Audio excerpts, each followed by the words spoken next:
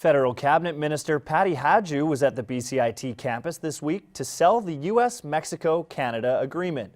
Sierra Simpson has more on the possible effects of the deal. Thank you, Shrishti. An unfamiliar light raced through the sky Sunday night above California, and no, it wasn't a UFO. It was a SpaceX Falcon 9 rocket. This was the first time a rocket successfully landed on the West Coast. The mission lasted around 13 minutes, and the rocket released a satellite which is now orbiting the Earth to help test space-based communication.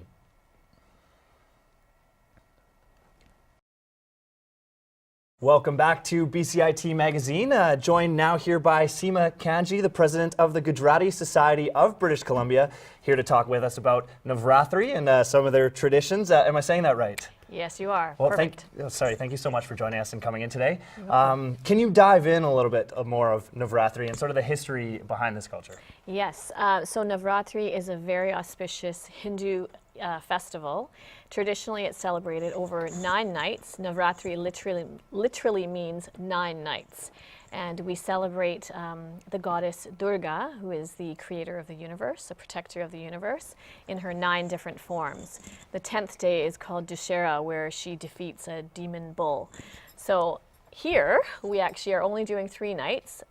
We've got a program set for Friday, Saturday, and Wednesday, which is the 9th night. And Saturday, we are sold out. There you go. Perfect. Well, why do you think it is important for people to keep these traditions going? Well, I think it creates identity for people who are away from their home countries. There are lots of people here from India right now, but aside from assimilating into the Canadian culture, I think it's important to maintain culture and tradition.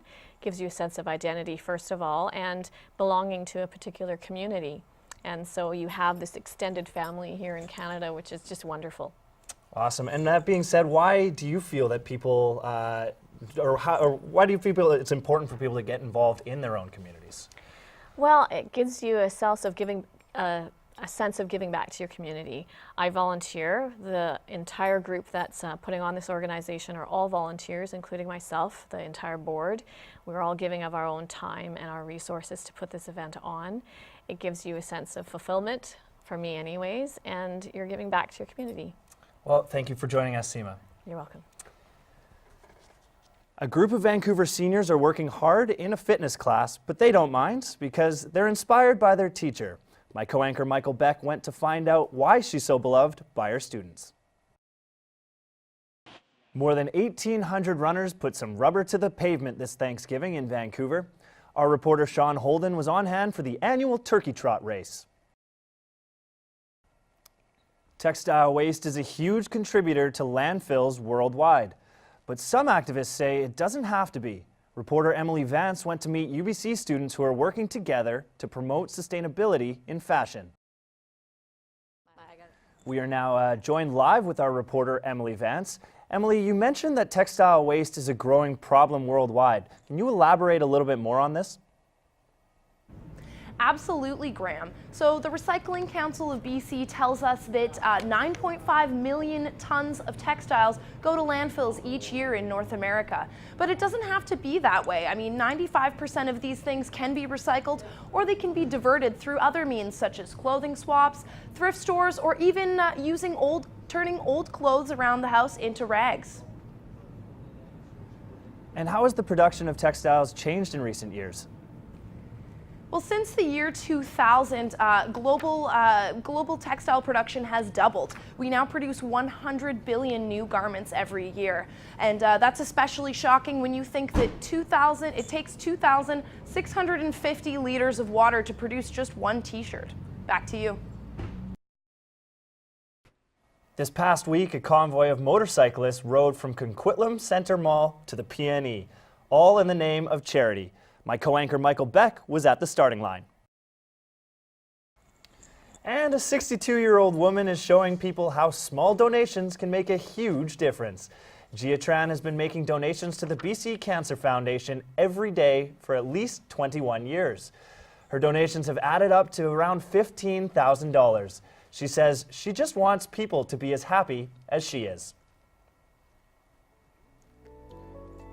If you have any questions regarding the show, you can contact us at bcit-broadcast.com or bcitbroadcastnews.ca.